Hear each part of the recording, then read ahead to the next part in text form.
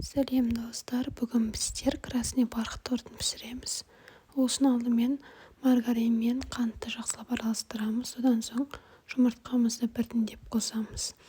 Масамыз дайын болғаннан кейін бөлек ыдысқа ұнымызды какао разрыхитель араластырып дайындап қоямыз. Одан кейін айран мен красителімізді араластырамыз. Менде сухой краситель келіп ета бара береді.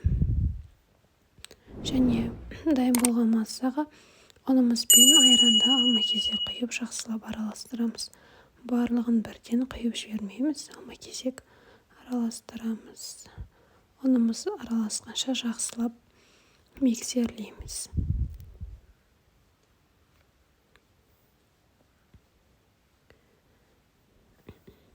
Дайын болған тессамызды қалыпқа салып, үшке бөліп пісіреміз. Маған үшке бөліп пісірген ыңғайлы. Және менде кремі дайын болды. Творожный сыр, сливки мен сахарный пудра.